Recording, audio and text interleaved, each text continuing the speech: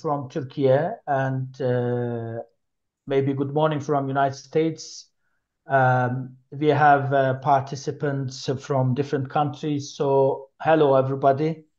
In this session, we will be focusing on humanitarian crisis in Gaza in the context of human rights.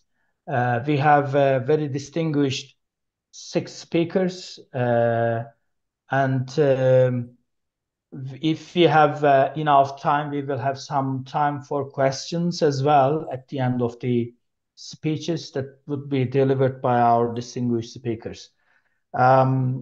Since we have a very limited time, I'm not going to give a very long CVs of our speakers, and I think it would be sufficient at the moment to just to mention the names of our speakers. Before spending too much time, I will turn to Professor Muharrem Kılıç. He is the head of the human rights institution in Turkey, and we will start with Professor Muharrem Kılıç. Please, Professor Kılıç, I think the focus of your speech is going to be humanitarian crisis in Gaza in the context of international law. Please. Thank you very much, Chair. Firstly, I like to say all participants, all distinguished guests, hi. I extend my heartfelt greetings to each of you organizing this webinar on this very crucial point, on this very crucial issue. Actually, is a significant honor for our institution. Before I dive into our agenda, I want to express my deepest gratitude also to all the participants who have accepted our invitation. Your presence adds great value to this event and making it truly exceptional. As you know, today the world witnesses an asymmetrical war situation, witnessing inhuman destruction and tragedies taking place in Gaza. We have been observing a sharp and serious escalation in settler violence for almost a quarter century. Settlers have intensified their abuse of Palestinians to seize more land. Meanwhile, this situation has resulted in collective blockade, dispossession, and displacement of Palestinian people. We have witnessed devastating death and destruction in the Gaza. So thousands of people have been killed, injured, displaced, targeting mostly vulnerable groups such as women and children. The Ministry of Health in Gaza recently made a report, and in that report, it has been stated that approximately 70% of those killed in the current conflict are women and children. Israel currently kills an average of 6 children and 4 women per hour. The number of children killed by Israel in Gaza has exceeded the annual number of children killed in conflict zones around the world since 2019. This illustrates the severity of the massacre in Gaza. Operations in the southern region in Gaza have been worsening lately. Gaza has faced severe restrictions with denial of access to essential needs, bombings of hospitals, civilian settlements, and places of worship. Israel's systematic targeting of civilians, hospitals, and schools are a deliberate act of hunger to force people to leave the Gaza Strip.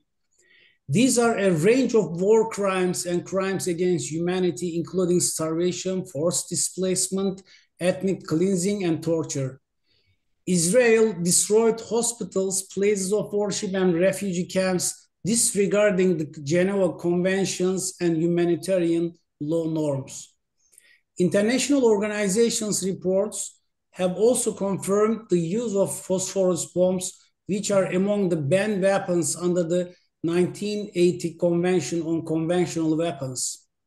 UN relief official Martin Griffiths has vividly characterized the conditions as nothing short of apocalyptic.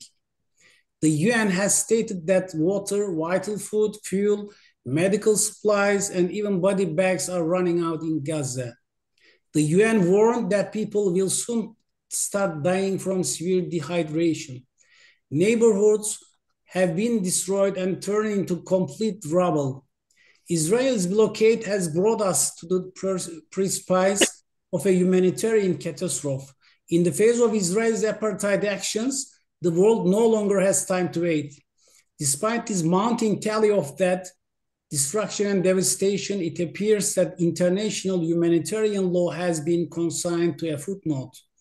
Israel's allies show steadfast solidarity and support to a seemingly unlimited right to self-defense. In the face of this tragedy, there exists double standard among the world's political elites. Clearly, Palestinians have been dehumanized and their lives are considered less valuable, depicted as human animals by Israeli government officials. All these events show us the hypocrisy of Western world. At this point, South Africa's application is crucial. Israel's blockade has now reached the International Court of Justice, as you know. Recently, South Africa has filed an application against Israel. As the institution, we will closely follow the case starting tomorrow and report our evaluations. South Africa's application to erga omnes partes, standing as the sole basis of a state's ability to bring an application. So, as a state party to a treaty that protects common legal rights to enforce those rights, even if it is not directly affected by the violation. Now, I'd like to draw your attention to the role of national human rights institutions, which are widespread on a global scale.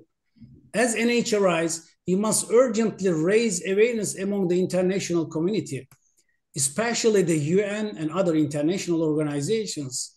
We have an historical responsibility to play a more proactive role in ending the ongoing crisis. We also ensure the fundamental rights and freedoms of civil population in Palestine. It is time for a collective action to address this urgent and pressing issue. At this point, NHRIs can play a crucial role in mobilizing the global conscience against this indefensible atrocity. As the Human Rights and Equality Institution of Turkey, we have taken some steps to draw the attention of peer institutions on a regional and global scale to our institutional sensitivity. These are 7 press releases were published on our official website. Diplomatic initiatives and letters were sent for international cooperation and solidarity. Letters sent to the Palestinian Independent Human Rights Commission representing our solidarity. Letters to Henry Gunry, 120 members of Gunry, the president of the International Court of Justice, and the president and prosecutor of the International Criminal Court, calling on them to play an active role for urgent action to demonstrate increased vigilance and sensitivity. In addition, we organize awareness-raising events such as symposiums, panels, and workshops with the participation of many academics, universities, and NGOs. With all these initiatives, we hope to make an impression to the world's public opinion. Also, with the contributions of several scholars and practitioners worldwide, we are preparing a bulletin. I'd like to express my gratitude here towards all those who made their contributions. Also, our institution has established a commission for investigating human rights violations and war crimes by Israel in Palestine. The Commission plans to write a report titled Examination of Violations and War Crimes in the Context of International Law and Humanitarian Law. While Israel continues its intensified blockade violence, the world's political elites continues its indifference and deadly silence in the face of the tragedies. The modern conceptual framework of human rights doctrine, modern system of international human rights law and mechanisms are collapsed. It fails to generate a principle of nonviolence and peace that encompasses all nations without any discrimination.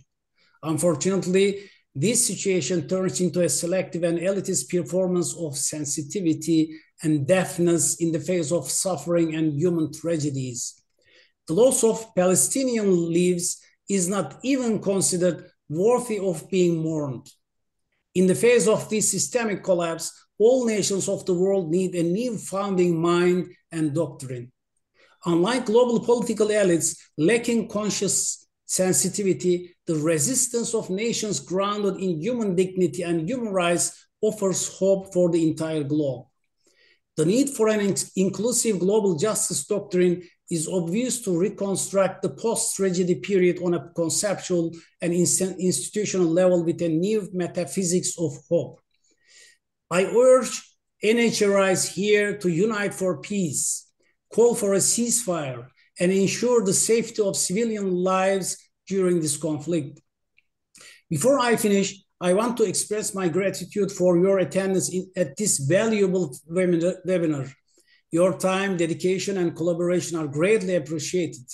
This webinar serves as a platform for together, share knowledge, and engage in global awareness of human rights violations in Gaza. Let's unite in campaigning for a swift, lasting resolution, striving for justice, human dignity, and the protection of human rights. Thank you very much for your kind attention. Thank you, Professor Muharrem Kılıç, and also staying in the time limit. Professor Kılıç actually expressed his thoughts about the situation in Gaza at the moment, especially from the point of international human rights law. Thank you very much again. Our second panelist is Dr. Amar Eldweig. He is actually head of institution for free elections in Palestine. He is actually going to talk from Palestine, so it's quite valuable to hear him. Dr. Amar Eldweig's speech is going to be about the role of national human rights institutions, especially in addressing human rights violations related to Gaza conflict. Mr. Eldweig, please.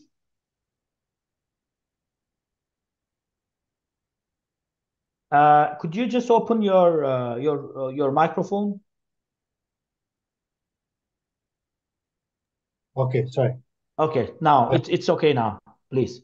Thank you, Professor Ager. Thank you. Just one correction. I'm the director of the Independent Commission for Human Rights. I used to be the director of the Elections Commission.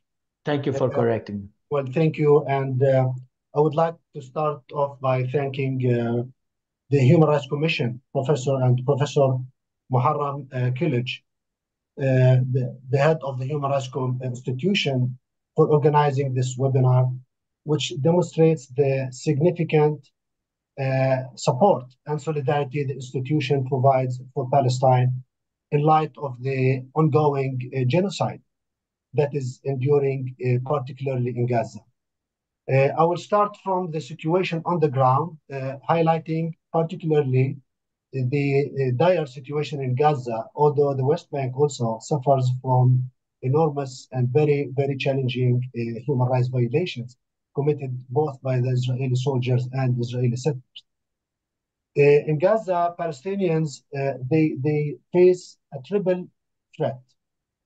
The first one is the threat of being killed due to indiscriminate Israeli bombing, which have been targeting civilians, leading to the killing and injury of 4% of the population of Gaza. This is unprecedented in modern history. 4% of the population being either killed, injured, or now disappeared under the rubble. It is estimated that the Israelis dropped two Hiroshimas, two nuclear bombs, or the equivalent of two Hiroshima nuclear bombs, with over 50,000 tons of explosives being dropped in Gaza.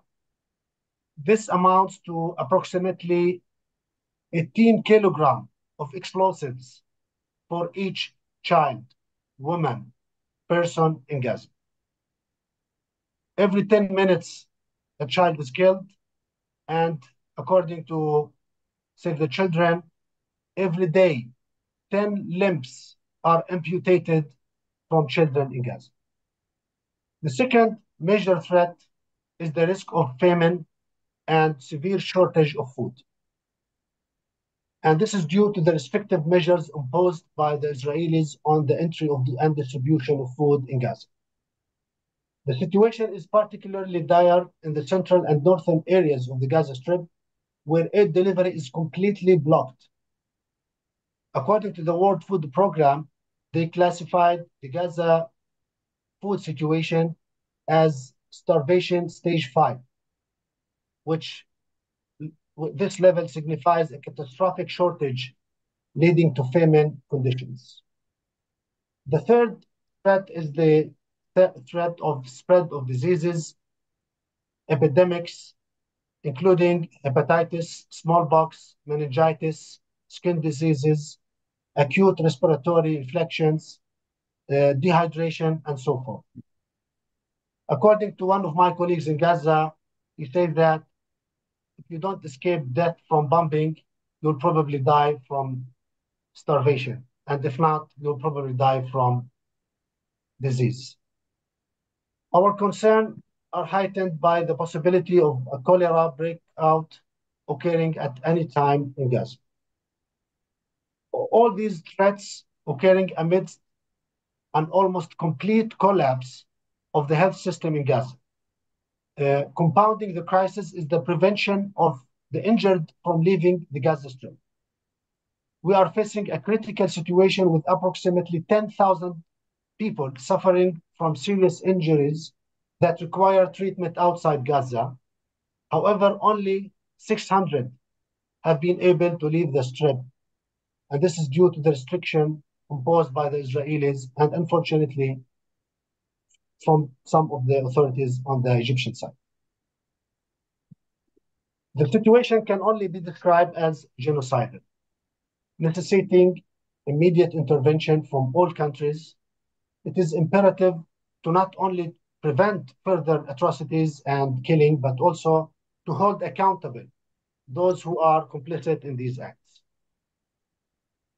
In this context, we appreciate the initiative of South Africa, which filed a lawsuit in the International Court of Justice against Israel for the acts of genocide committed against the Palestinians in Gaza.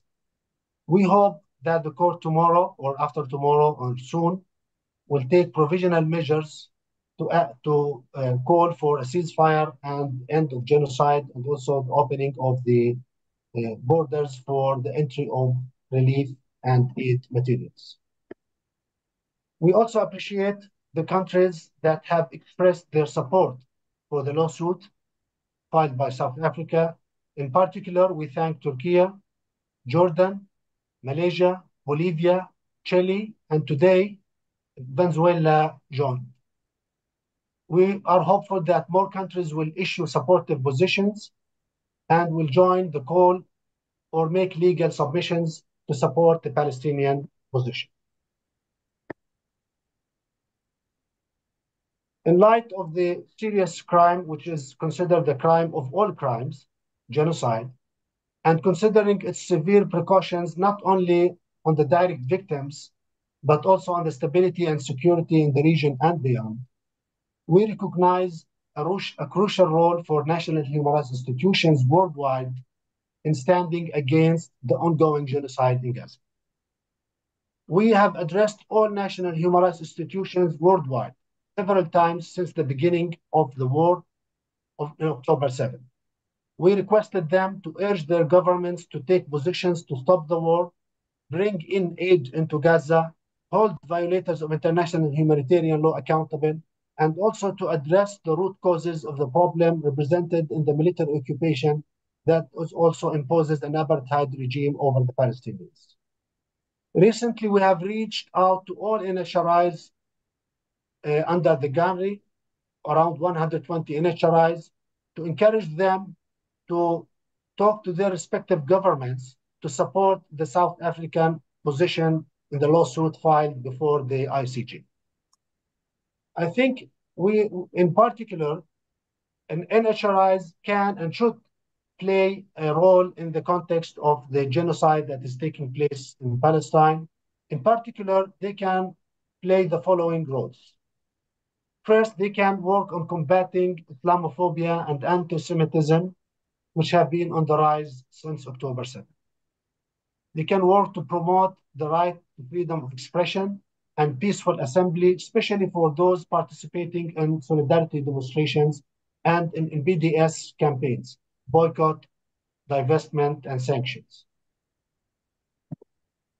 NHRIs can work to encourage their governments to take positions consistent with the principles of international law.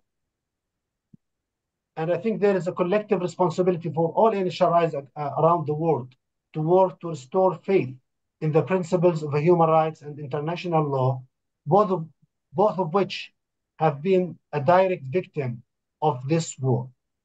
People in our region, in Palestine, in the Arab world, in the Muslim world, and I believe in the global South, have lost faith in the human rights and international law principles. We need to remind them that the principles are great. The problem is with the politicization and selectivity of some states.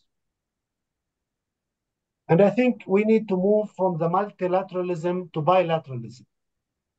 In the multilateralism, we have achieved great and significant achievements, great resolutions by the Human Rights Council, even by the Security Council, like Security Council Resolution 2334, by the General Assembly, by the ICJ.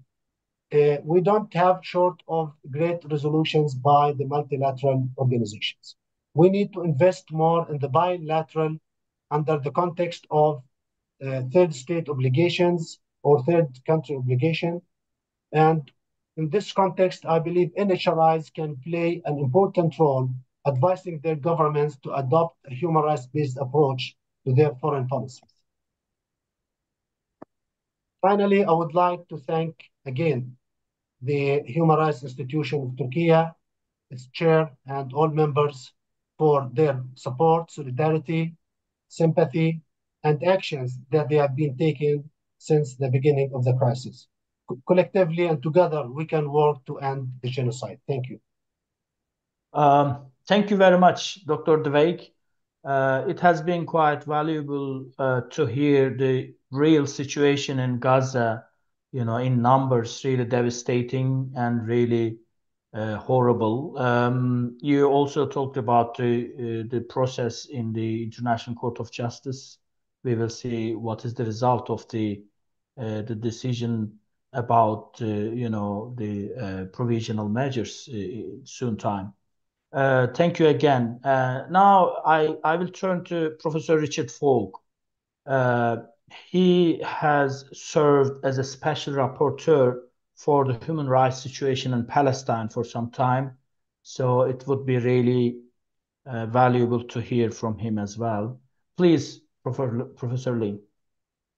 Thank you so much for inviting me to participate in this extraordinary panel at an extraordinary moment. I welcome the initiative of the Human Rights and Equality Institute of Turkey for taking the initiative, and thank particularly Professor Kilic for this initiative.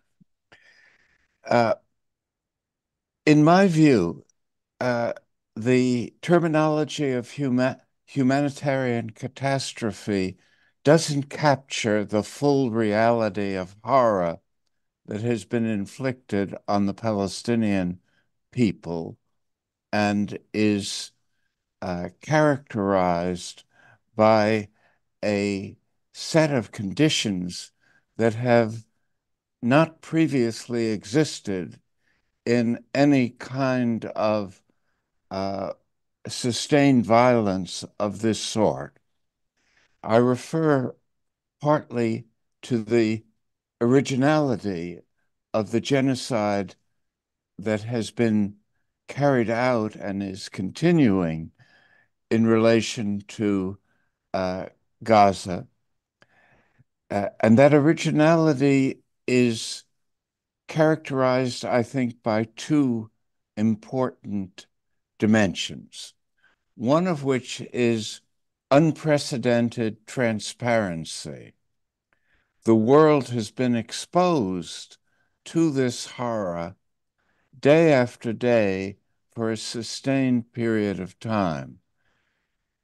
Even in relation to the Holocaust, most of the horror was understood and depicted in retrospect and statistically, but not in the graphic form that has confronted the peoples of the world and challenged them to take action of solidarity with the victims of this sustained criminality. The second dimension that I would call attention to is the equally unprecedented nature of liberal democracies extending their support and material assistance to the carrying out of this crime of crimes, genocide. I can think of no instance in which countries that proclaim their dedication to the rule of law, constitutionalism, human rights, and have purported to exercise moral leadership on a world scale, contradicting their own proclaimed identity by identifying so closely with this horrible experience.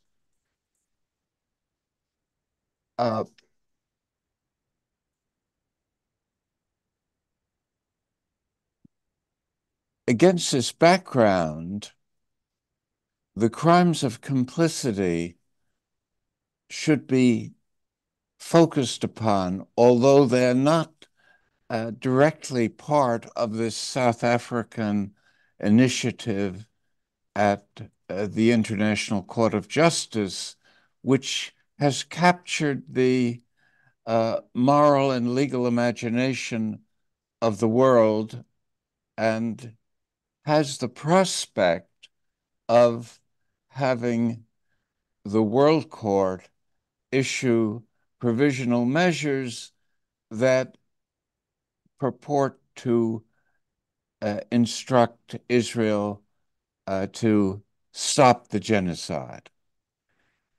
In thinking about this prospect, one has to take some account of the fact that Israel's record of respecting the legal guidance of international law or international institutions is among the worst in recent history. It takes almost pride in its defiance of international law and of the UN, and uses false and misleading claims of the bias of these international institutions to evade its own legal obligations. And it continues to do this. And it has already called the South African initiative a blood libel against the Jewish people, and a baseless charge. And what is baseless is the claim that this genocidal onslaught on Gaza is a self-defense reaction against the Hamas attack of October 7th. That is what is baseless. First, because Gaza, from an international law point of view, is an occupied territory. It is not a separate entity. And if Hamas was the real objective of the Israeli response, it would behave in a totally different way. It would try to enlist the support of the civilian population of Gaza. It would correct its own security lapses, and it would pursue Hamas perpetrators of the attack on a selective and targeted basis. It really is using that as a pretext for a whole other set of priorities, which can be understood as ethnic cleansing and as the attempt to extend Israeli sovereign control over the West Bank and over at least a substantial portion, if not the whole, of Gaza. So this is genocide with a territorial expansionist agenda. And so I hope that the South African initiative succeeds, but it will be up to civil society to to escalate its solidarity with the Palestinian struggle in the event that Israel again defies the directives of international institutions. Let me stop there. Okay, okay. Thank you very much for this quite valuable remarks, Professor Fall. You know, as you described, there are several dimensions of Palestinian issue, but as well as especially the conflict started since October 7th has interesting dimensions, especially the countries who are known as the champions of human rights, but still gives material support to such an action is quite an interesting aspect of all these events. Thank you very much. And our next speaker is going to be Professor Michael Lin. He's also quite experienced academician for human rights situations in Palestine. So it would be again quite valuable to listen to him. Please, Professor Lee. Thank you very much for this. And again, just like Richard, I want to extend my thanks to being invited to this panel. It's quite an honor, and I'm very appreciative of this. I'm going to speak directly to some of the technical and legal aspects for the South African application that's before the International Court of Justice, so that our audience understands what can and what isn't on the agenda for Thursday and Friday, and what the court may wind up doing. First of all, as others have mentioned, you know, the application by South Africa is an 84-page single-space document that has now become the best single catalog of what has been going on in Gaza over the last 3 months. It is extraordinarily well researched, very well written, very accessible, and it lays out its arguments and its facts in a very reasoned and measured fashion. It's directly, I guess, aimed at trying to persuade the 15 judges, or the 17 judges in this particular case, of the International Criminal Court with respect to what it's asking for. Now, what is and isn't in front of the court on Thursday and Friday? What South Africa is asking for is provisional measures on this application, which means it's the I suppose the equivalent in some countries of asking for an injunction to freeze the actions that are going on so that the rights of people can be determined down the road. What South Africa is asking for is provisional measures, is for Israel to stop the killing, to stop its military operations in Gaza, and to be able to allow, I guess, reconstruction to occur.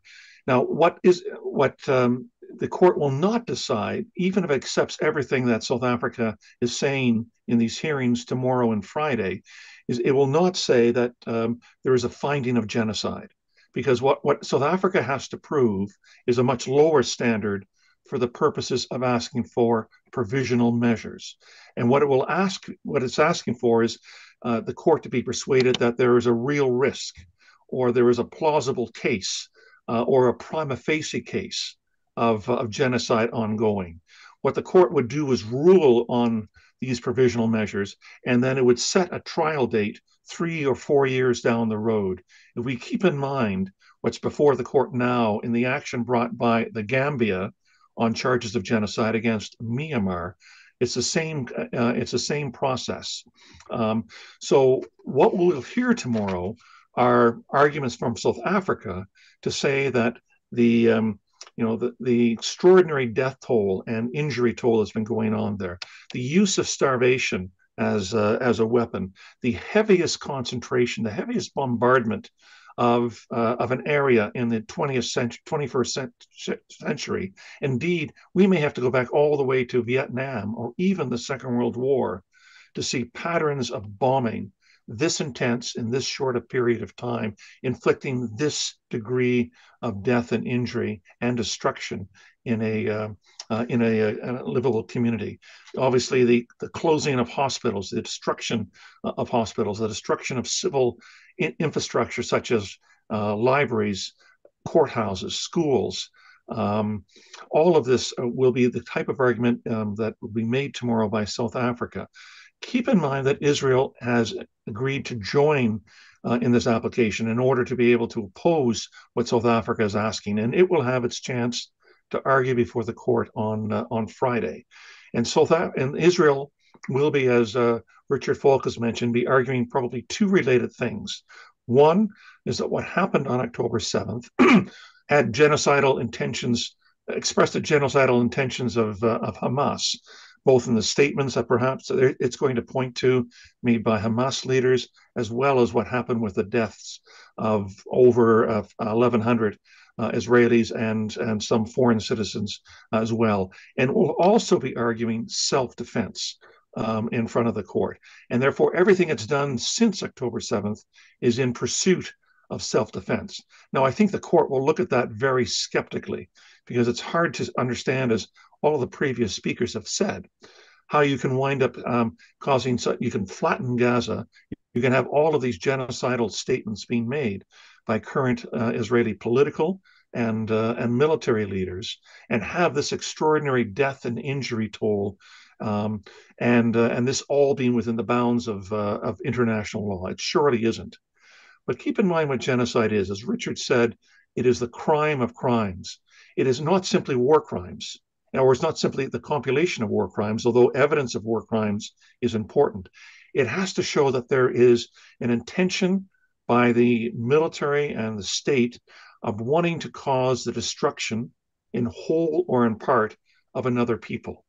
And that's proven by two instances. One are the actions that will wind up creating the destruction of a people, and those we've already mentioned. And the second would be the intention. Has there been proof of a genocidal intention with respect to what Israel is doing? And of course, in the South African application, there are probably 10 pages of statements made by these military and political leaders, starting from the very top, starting from the president of Israel and the prime minister of Israel, with respect that would indicate genocidal intentions. What Israel is likely to argue is, oh no, if there's unfortunate statements being made that happen to dehumanize Palestinians, those are made by the fringe. This is not the case. These statements are coming right from the very center of the Israeli government. And if I can just make one last point, and it goes to the points that several of you have made already with respect to double standards. In mid-November of 2023, 6 countries, Canada, the United Kingdom, France, Germany, Denmark, and the Netherlands, have issued a declaration of intervention with respect to the Myanmar and the Gambia case on genocide. And they quite correctly pointed out in their declaration of intention that the scale of deaths is merely a starting point in considering whether genocide is occurring. And they go on to say that genocide can be determined and can be found where there is a violent military operation triggering the forced displacement of members of a targeted group, and can also include subjecting a group of people to a subsistence diet, the systematic expulsion from their homes, and the induction of essential military services below the minimum standard. I happen to agree that these 6 countries have probably correctly stated what is needed to be able to show genocide on the facts. What I can't understand is where there's any daylight between what they say Myanmar has been committing and what Israel is committing now, because I don't hear anything from these 6 countries, all in the global north, suggesting genocide has actually been occurring in Gaza over the last 3 months. So let me leave it there, but let me leave with the hope that we will get a positive ruling from the International Court of Justice with respect to provisional measures. But also, as any lawyer will tell you, we have to understand both what the arguments are coming from the other side and how that may influence what the court is going to wind up saying. So while we should have our hopes high, we should also have caution and skepticism with this as well. You know, as Richard indicated, you know, international law by itself will not liberate Palestine, but it can be a very important tool in the international campaign, particularly coming from civil society with respect to this. Because international law doesn't have its own army, its own police, but international law only works well when it's combined with international resolve, which is what all of this, we hope, will wind up occurring. Thank you very much.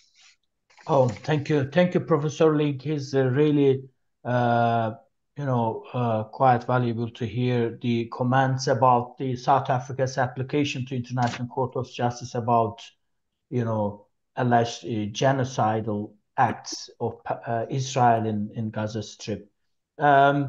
We will see, really, it's a very significant case, and the result of the case, as far as the provisional measures and the content is concerned, all depends on the reaction from the international community afterwards. We will see that also. And thank you very much. And our next speaker is going to be Professor Hilal Elver. She's also very, experienced, especially on right to food, because she served as a special rapporteur on right to food. And we know that there is a huge, starvation actually in Gaza Strip inflicted by Israel on civilians. So that's why her speech is going to be quite valuable from this perspective. Please, Professor Elver. Thank you very much, Professor Acar, and thank you very much, Professor Kılıç, in organizing this panel timely and inviting all of us, that especially we are very happy to hear from Palestine, because that's a very most important contribution to any panel. The Palestinians should talk. That's a very important. Palestinians should talk about how the global West is going to listen to them. That's another problem, of course. So I am not going too much to details of what is happening in terms of hunger and starvation and famine in Gaza in front of all of us. More than 90 days is happening a significant human catastrophe. And actually, UN Secretary General Guterres made it, this is not the humanitarian catastrophe, this is the catastrophe of humanity. So trying to tell that how international community could be so silent. When I say international community, I'm talking about the global West in this kind of tragedy in the face of Earth. That's unheard of it. So what is happening, as you know, the last report in December 23, this is a very important authoritative report, Integrated Food Security, very long sentence, Integrated Food Security Phase Classification Report, which is the UN organizations all together. They do this report every year in the conflict zones or disaster zones, natural disaster zones, how affect the severe hunger. So that's a very important report, that this year's report very strikingly made the Palestinian case. But the one I would say, earlier reports, Palestinians were not there. That's a very interesting kind of ignorance, I would say. The first time came to this report because what is happening in Palestine, together West Bank and Gaza, as you know, again, Secretary General said, it didn't start in October 7. It's the continuation of the destruction of the Gaza, continuation of the putting Gazans kind of subsistence diet, which the Israeli statespeople were talking about many, many years, since 2006, that became even more clear, more important, and deeply problematic last 3 months of the incredible war situation. So we all know that this is crimes, war crimes, crimes against humanity, and right now, thanks to South Africa case, of course, as Michael said, we have to wait too long. The asking is rather limited, but it's a first step. That will be an important thing. It's unfortunate that no Western countries contributed. That's also very interesting. And what Ammar said, there is no anymore trust by the global South in relation to human rights principles, protection of the people, dignity, because it's all the double standard, as we say, and Richard said. The uniqueness of this, I would ask, principles should be implemented this case. As you know, plenty of crimes, but how do we implement this plenty of laws to plenty of crimes? And we find the punitive result, accountability, that's also very geopolitically connected. We have international human rights law, which here, housing, food, water shortages, and health problems, combination of this catastrophic case, it's all in time of peace and in times of war has to be implemented. And there is no way the implementation of the human rights principles is there right now. The second thing, as we know, international humanitarian law. International humanitarian law has a strict rules protection of the civilians only in times of war, not the peace like human rights law. That's the difference. But international humanitarian, from the perspective of international humanitarian law, Israel is more responsible than other countries that go to war against places, because Israel is an occupying power. How much they are denying that in Gaza they are not occupying power, they abandoned, that is not true, and international community doesn't accept this. But the humanitarian law clearly made responsible Israel under the occupation, protection of the civilians. Then we have this International Criminal Court. International Criminal Courts will look at all kind of war crimes, from the war crimes, crimes against humanity, of course, genocide, and the crimes of starvation. Crimes of starvation is interesting because it's a historically very important weapon. Every conflict, almost every conflict, the perpetrators or the violators are using this as a weapon of war. It's not new in many countries, but what's interesting in this case, many of the cases, for instance, Ethiopia, Somalia, South Sudan, Yemen, Syria, we all saw them. But here is the entire population is under the threat of starvation and famine. Most of the biggest cases, only 40% or 60% of people were under the threat of starvation and famine. This is a very special case. So this has never seen in last 75 years. This is also very important. I mean, the severity of the starvation in Gaza is unheard and unseen. Uniqueness of the nature of the Gaza is very important. Affect the total population. According to this report, 90% of the people are under threat of severe insecurity.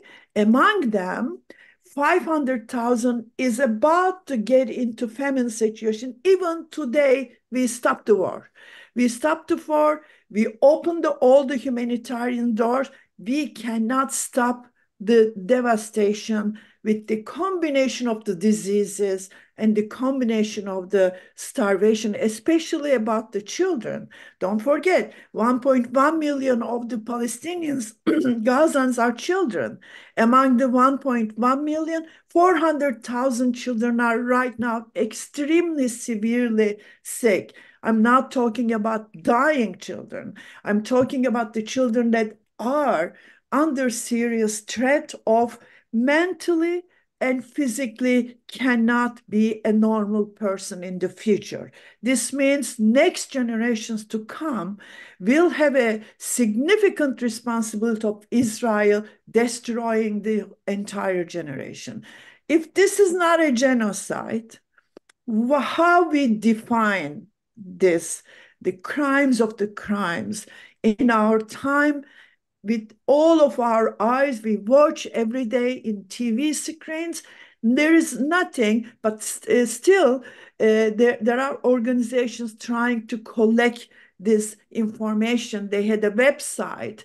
I think the title of the website is Justice for All. All the Palestinians can go and put their testify and collecting the proof, because when the war is over, there will be a new war of law we start. And that time we have to be prepared how to defend the situation that happened in the last 3 months. It will be maybe 6, according to Israel Netanyahu. It will be 9 months. We don't know. Hopefully not, because I don't think so Gaza can survive 9 months. That is almost impossible. Let me stop here. I don't want to take too much time. I'm ready answering the questions. Thank you. Thank you very much, Professor Elber. Really significant to hear that starvation is used as a tool of war, maybe as a tool of committing genocide, especially including the generation to come. It's really interesting to hear that. Okay, before we start with Professor Antonietta Elia, I should say that Professor Michael Lin and Professor Richard Falk would be or could be leaving in 5 minutes' time because of their next programs as we continue. I just wanted to inform. Okay, Professor Antonietta Elia, please. You actually is a professor of international law and also expert on human rights, and you will be talking about especially the tension between legal impressionism and political reality, especially in the context of the rule of law, and really a significant issue in our time, especially the Gaza conflict is concerned. Please. Thank you. Can you hear me well? Yes, yes, very good. Yeah. Please apologize me. I have some, I'm a little bit sick, so my voice is a little bit low today, but I'm really happy and grateful to Professor Muharrem Kilic for his kind invitation and for his patience with me because I'm always late. It is not good. And let me also express my gratitude to previous speakers for their illuminating intervention, also primarily to me. And I must say that I'm not an expert actually, and I'm going. I think since we have a really short time to change my pre-intervention, my prepared intervention. Starting from the point that I'm not an expert on human rights, and that present situation demonstrates that it is not a matter of expertise, but is a matter of will from a political point of view and implementation from a legal point of view. So the idea basically of my contribution today, and also having heard my previous distinguished speakers, is to try to center the situation and separate, because I heard repeatedly any kind of not distinction between the situation of occupation from one side and the present grave situation of loss of humanity, like Professor Elver recalled, is a crisis of humanity. So I would like to distinguish it, that those situation. And humanity is in crisis there since last 7 October, which has been already mentioned there. As has been already mentioned, the question of the right of self-defense. I must say that from a legal point of view, the question of self-defense is a sort of manipulation sometimes for political manipulation to, in many cases, historically, not in the present time, not only in the present time, I mean, to justify the breach of law and the rule of law, as it is evident. Of course, any state can add the reminiscence of the old international legal order, which is included in Article 51 of the United Nations Conventions. But they must recall that before to arrive to Article 51, there is a basic principle list, which includes the full respect of human rights and the resolution of international conflicts through cooperation and through the institutional system of the United Nations. And this allows me to make reference to Professor Link's intervention. I really appreciated his underlining of the submission by South African to the International Court of Justice, which will have a public hearing between tomorrow and the day after tomorrow, if I'm right. And let me say that this is an expression to return to the rule of law and the significance of international legal order. The fact that we can demonstrate to supranational institution, which all members of United Nations, I don't like the use of, sorry to say that, Global West, because to use a vision of Global West means that denying the present situation of international legal order, where there is no distinction between Global South and Global West. The international community is extended since the Second World War.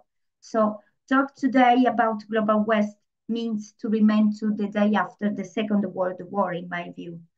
We cannot deny the contribution that countries, big countries in any region of the world, geographically speaking, have in making into the progress, and they potentially can make into the development of international legal order. So returning to the South Africa submission, of course, I have no time to mention the content, but this is the first expression and the occasion for the progress.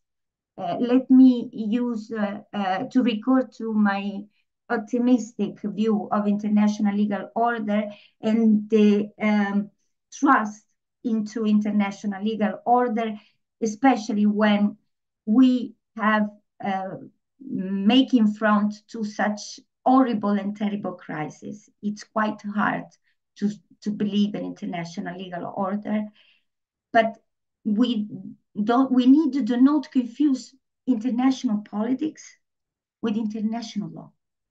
They are two distinct. We cannot, and I can speak on this side because the International Court of Justice, in my view, has, with this submission, the occasion to act as a global constitutional court, recognizing not the kind of crime in course right now, but firstly to intervene with the suspension of hostilities, with the stop and the ceasefire and the guarantee of restoring a minimum of humanity in the situation right now in the territory of Gaza. So as I said, we must distinguish the situation of occupation historically, if you want to talk about the war between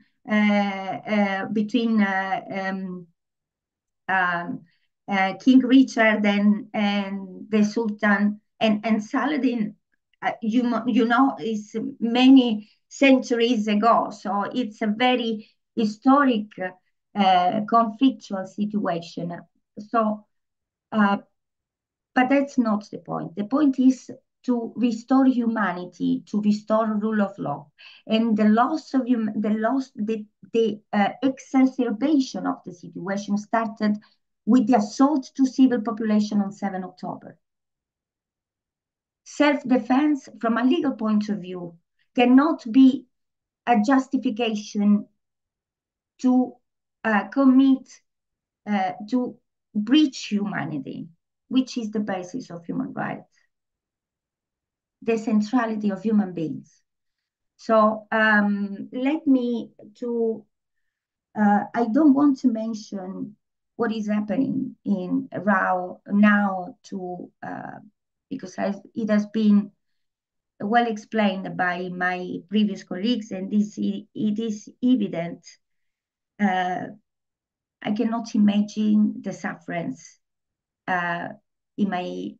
No one of us can do it, I guess. So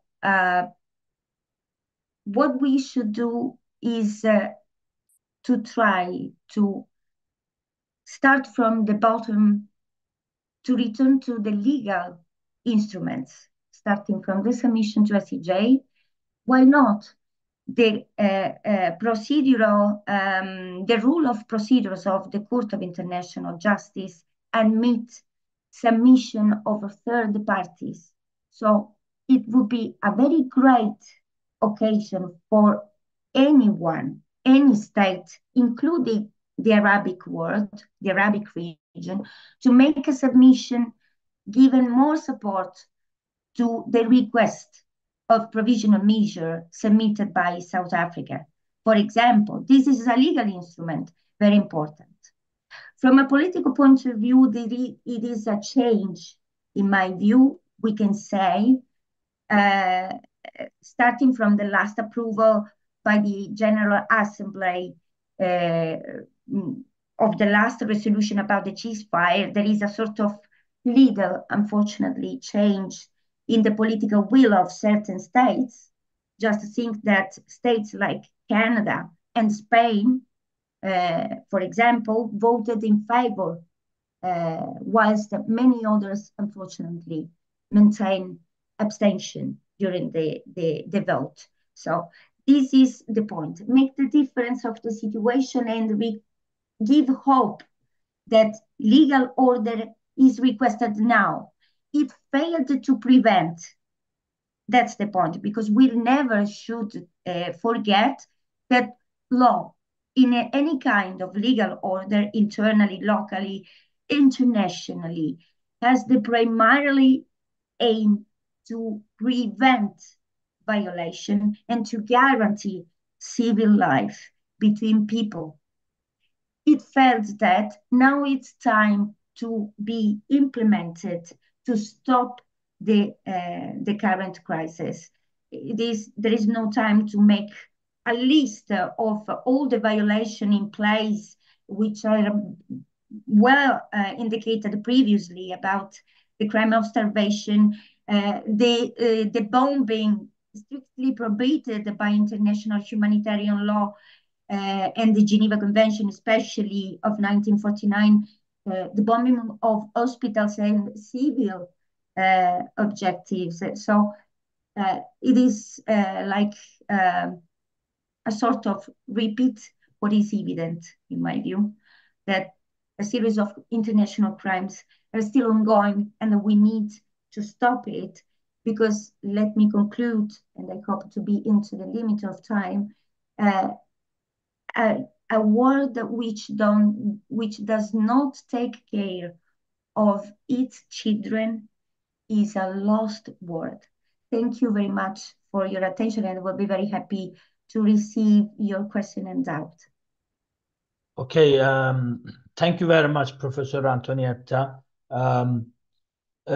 All these presentations have been quite, informing about several significant aspects of the Gaza issue at the moment. We had enough information and comments, but I think I cannot stop without asking one question to each speakers before finishing with very short answers, actually. Let me start with Amar Dweik, Dr. Dweik. You talk about the real situation at the moment in Gaza. Can I just ask about what kind of future Israel is trying to create for the people of Palestine as a general, and for the people of Gaza in particular? Well, I think it's obvious that from what we have been seeing since the beginning of the war, that this is not a war against Hamas, it's a war against the Palestinian people and against the very existence in Palestine. And I think the Israelis are using October 7 as a pretext to implement what they have always been dreaming to do, is to ethnically cleanse Palestinians, to drive them out of their land, depopulate the West Bank and Gaza, and to maintain a majority of Jewish people in Palestine, in the historic Palestine. So they tried in the first week or 2 weeks of the war to drive Gazans out of Gaza. They made clear threats and calls for Gazans to leave Gaza. There was a statement by the Israeli Prime Minister. He said to Gazans, if you want to save your life, you need to leave Gaza. And on October 13th, they warned all citizens of Gaza City and the northern part to leave within 24 hours. To leave like around 1 million people to leave in 24 hours to nowhere. There is no safe place to go to. So it's obvious that they were trying to drive Gazans out of Gaza. Thanks to the Egyptian position, which we hope that will continue, they refused this mass displacement into Egypt because they know that this will be catastrophic to the Egyptian government and will be destabilizing to the Egyptian regime. So they stood fast against this expulsion. The same also Jordan, because they understand that if displacement of people of Gaza takes place, the next will be displacement of the inhabitants, Palestinian inhabitants of the West Bank, they will be displaced to Jordan. But although I can say that now displacement is not on the table, but we cannot exclude it. Particularly if you look at the situation in Gaza, if the war stops today, people, they have no place to go to. There's no, their homes have already been destroyed. There's no infrastructure. The Israelis work systematically to destroy all elements of survival and livelihood in Gaza. They destroyed completely all the universities, all hospitals, mosques, churches, like cultural places, old cities, like old city of Gaza. It's over 1,000 years old. It's been destroyed. So people, they will find no place to go to unless the world comes with a significant amount of support for rebuilding and support, relief, and rebuilding, the reconstruction of Gaza. There will be, it's quote unquote voluntary migration. It's not voluntary. It is people, they have no option. They will have no option to live in Gaza. The Israelis have made Gaza unlivable. Although it was unlivable before the war, but they have made it now completely unlivable. And this scenario of complete destruction and this model of disproportionate reaction to any Palestinian resistance, the Israelis, they are threatening to implement it in the West Bank. We hear a statement by one of the cabinet member, Gantz. He said that if Nablus city, it's in the West Bank, if Nablus city attacks Israelis, like if a Palestinian from Nablus city, one person, attacks an Israeli, there will be like a scenario like Khan Yunis, meaning that they will come, destroy Nablus, destroy the old city, kill people at a mass number. So this model of genocide, the Israelis, they want to implement it in the West Bank. And I think the hope that we see now, despite all the atrocities, is that we see awakening in the world that you cannot leave Palestinians alone and you cannot leave the Israelis to go on with their policies. Because the world left Israel to do whatever it wanted for decades, and they wake up on the October 7th. And if they continue to keep Israel to do whatever it wants, there will be another October 7th, and maybe even a worse scenario. And we hope that this world awakening will lead to changes in policies, in positions, in actions of governments around the world to put pressure on Israel, like what happened in South African apartheid regime, that when the world decided to collectively act against the apartheid, eventually the apartheid collapsed and could not sustain itself. We hope the same thing would happen. Otherwise, we are going toward an open, an all-out war between Palestinians and Israelis, with all this animosity, hatred, hate speech, incitement, dehumanization. If this continues, I see like a war that will go on for a long time with thousands of innocent civilians being killed. Okay, thank you very much, Dr. Dweck. I will now turn to Professor Elver. Professor Elver, you said that there is no precedent of such a high level of starvation since Second World War.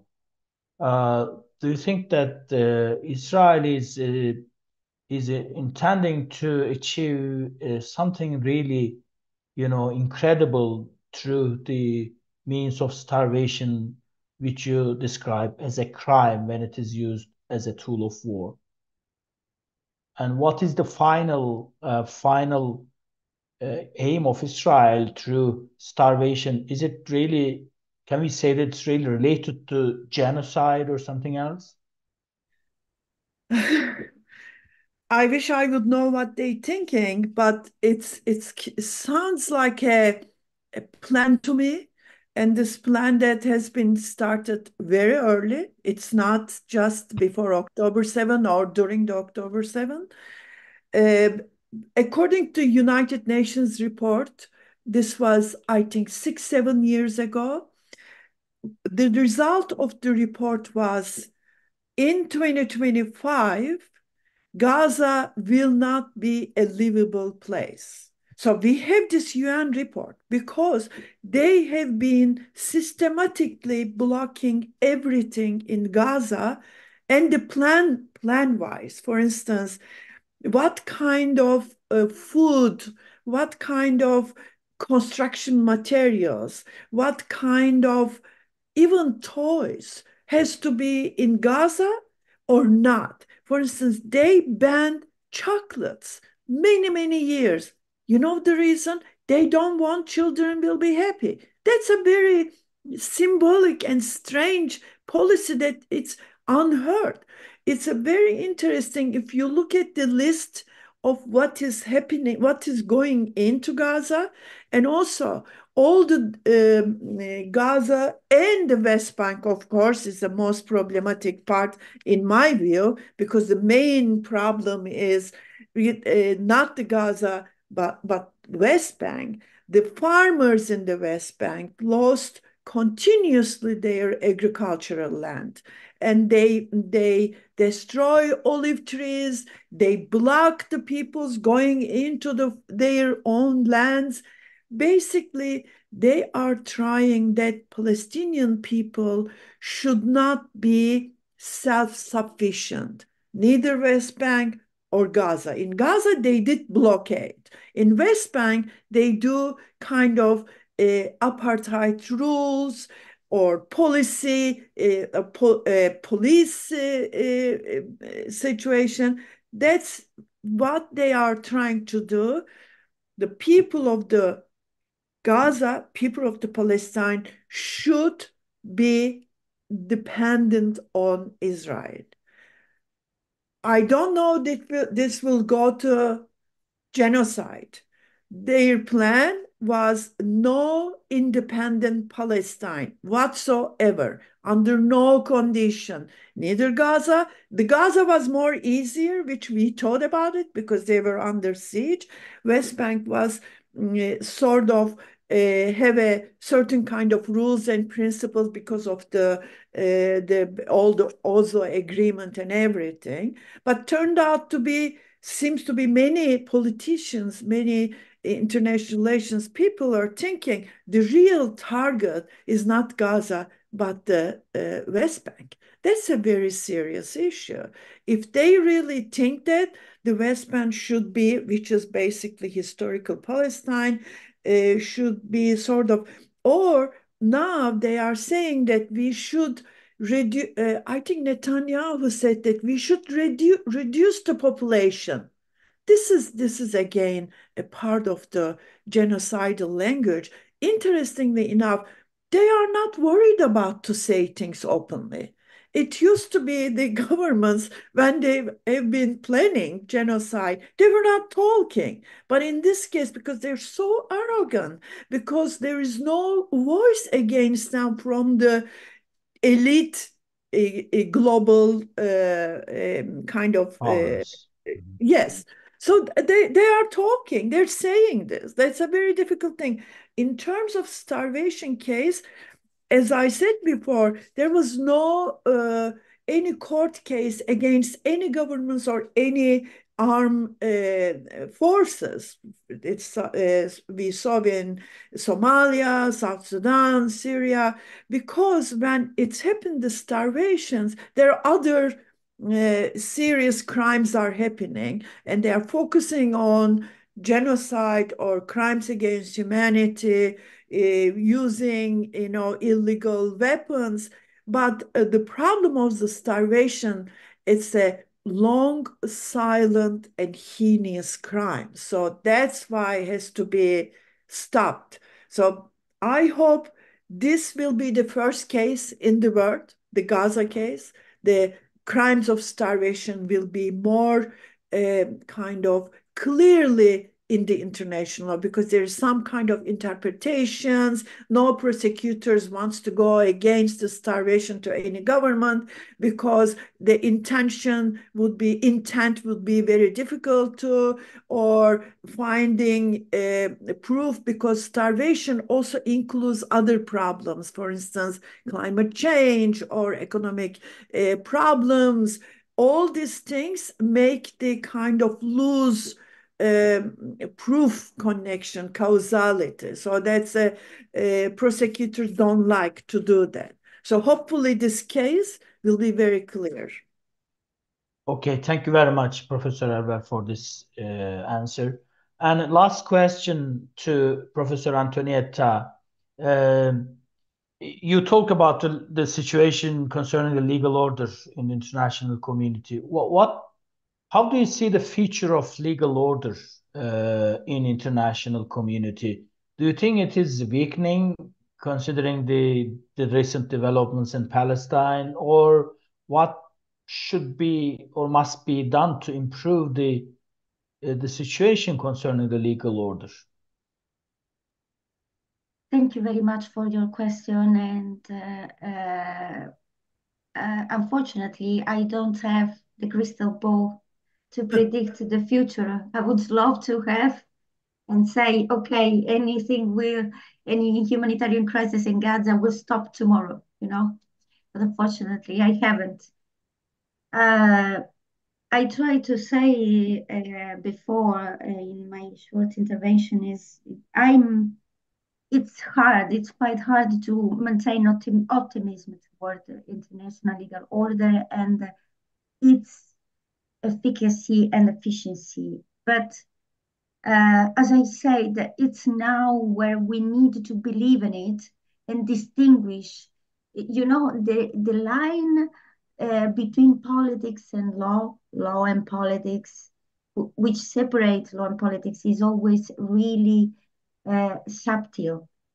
So it is quite difficult to distinguish when a law intervenes despite politics and vice versa.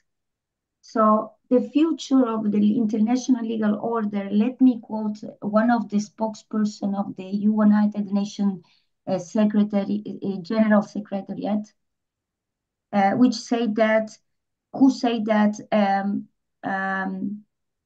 when political will prevail, states always have found a solution. So that's the point. The future of implementation of international legal order depends from political will. We are seeing that. I don't like, I'm from the side of humanity, and I would like to recall here that the international human rights law and human rights in general terms do not discriminate on the basis of nationality or origin and so on. I mean the legal rules, not the political recognition of it. Yes. I know that it's a quite complicated difference. No.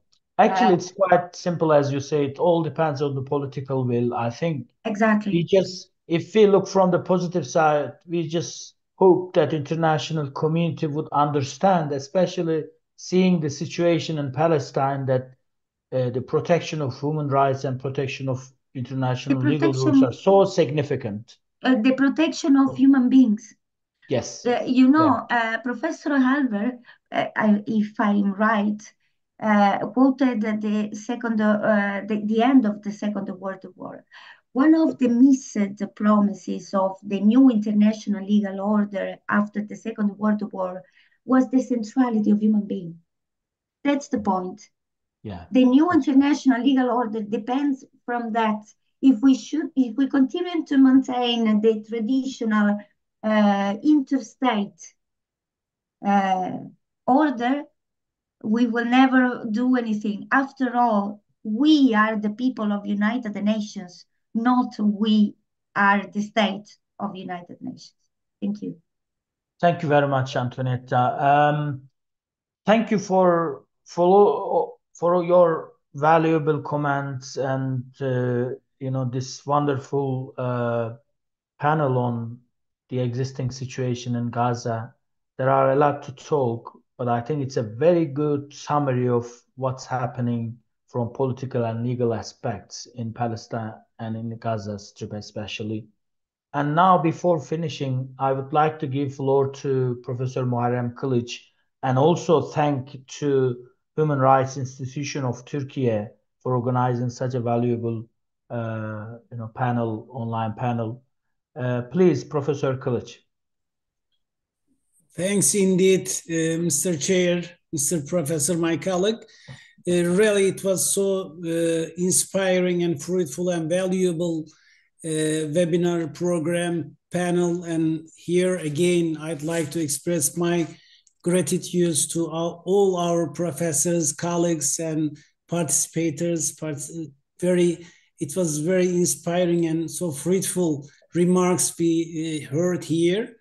As an institution, as an NHRI, as a National Human Rights Institution of Turkey, we'll be following the situation, following the tragic situation in Gaza, and we will be trying and try to be a voice of human rights and human dignity and the voice of conscience, and we will be trying to make and continue our raising awareness programs and activities, symposiums on this crucial issue.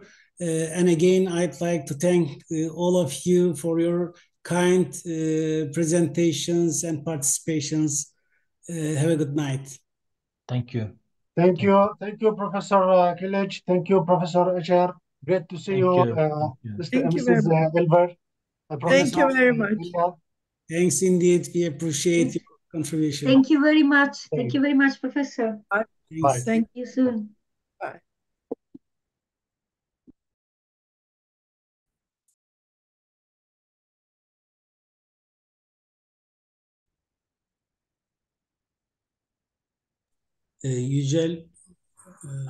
Yücel Hocam çok teşekkür ediyoruz. Rica ederim. Yayın kapandıysa ben biraz onu bekledim. Kapandı herhalde, değil mi?